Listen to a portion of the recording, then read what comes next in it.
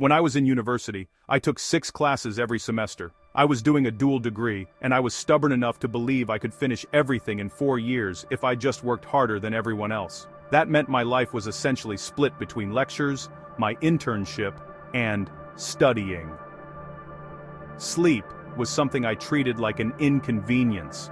If I got 4 hours a night, I considered that a win. Our campus library was open until midnight, and it became my second home. It was one of those massive multi-floor libraries with long rows of shelves, private study rooms, and quiet corners that felt detached from the rest of the building. During the day it was loud and busy, but after 9 o'clock it thinned out fast. By 11, the place felt hollow, like a shell left behind after everyone important had gone home. That night was a Wednesday. I'd had 3 classes, then my internship, and I had 2 exams the next morning. Going back to my dorm wasn't an option. My suite mates were loud, and even with headphones I couldn't focus there. So I went straight to the library after my internship and planned to stay until closing. I got there around 9. People were still scattered around, laptops glowing, pages turning, the occasional whisper. I grabbed a table tucked between 2 tall bookshelves. It felt more private, less exposed. I liked being able to disappear into my work. By 11, most people were gone. The air felt different, heavier. Every sound carried farther, chairs scraping, footsteps echoing, someone coughing 3 aisles away. I was halfway through reviewing lecture slides when I noticed someone walk into my section. He looked older than most students, late 20s, maybe early 30s. He walked past several empty tables and sat at mine, diagonally across from me. I looked up out of reflex. He smiled at me while setting his books down. I nodded politely and went back to my laptop. At first I told myself not to overthink it. Libraries are shared spaces. He had every right to sit there, but something about the way he positioned himself bothered me. He wasn't facing his materials. He was angled toward me. A few minutes passed in silence. I looked up again. Are you taking Econ 214 by any chance? Oh, I just thought maybe you were. My professor gives pop quizzes every class. It's brutal.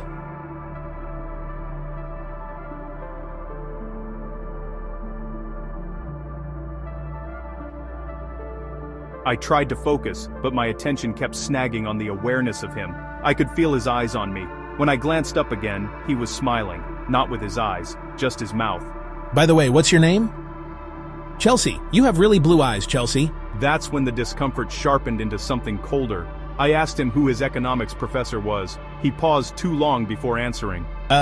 Professor Davis. What's his first name? I don't remember. I pulled up Rate My Professor under the table and searched. Only one Davis came up, and he was a calculus professor who hadn't taught in years. My chest tightened. I closed my laptop, stood up, and walked to the front desk where a security guard sat. I told him quietly that a man was making me uncomfortable and that I didn't think he was a student. The guard nodded and walked back with me. When he asked the man for his student ID, the guy started fumbling through his wallet, then his pockets. He claimed he left it in his dorm. I honestly don't remember what it's called. The guard escorted him out. I stayed in the library until closing, but I couldn't focus anymore. Every shadow made my stomach twist. At midnight, I packed up and left through the same exit. The campus was nearly deserted. When I heard a footstep behind me, I turned. Nothing. When I started running, I heard running behind me. I didn't look back until I felt hands on me. I survived that night because other people heard me scream. I still can't walk across campus alone after dark. We moved to a new town when I was 7. Most of my memories before that are blurred, like they belong to someone else, but this one has never faded. I was 5 or 6. My mom took my brothers and me to the mall earlier that day. We got ice cream. I remember because I still had some left when we went to the library afterward. The children's section was in the far corner. My mom let me play on the computers while she did her own thing. When I got bored, I went looking for I Spy books. As I walked down an aisle, I heard a voice say, "Peekaboo." I turned. A man was peeking around a shelf. I laughed. He did it again. Peekaboo. He asked what I was looking for. I told him. He took my hand and helped me find the books. He suggested we go play downstairs. I didn't know the library had a downstairs. The playroom was quiet. He set the book down, then told me to play with the toys. Then the intercom came on. Will Liam please come to the front desk? Your mother is looking for you. The man turned off the lights. In the dark, he said, we're going to play hide and seek. That's when I screamed. I ran. I never saw him again. Years later, when I worked at a public library in my 20s, I remembered that day more than I wanted to.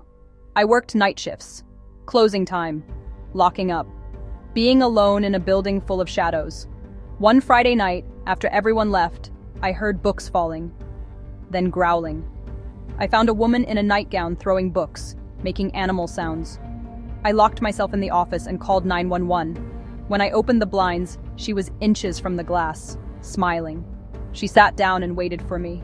Police took her away in an ambulance. I never worked alone at night again. Libraries are supposed to be safe, quiet, but quiet doesn't mean empty, and it doesn't mean harmless. To this day, I can't sit between bookshelves without checking behind me, and I never stay until closing anymore.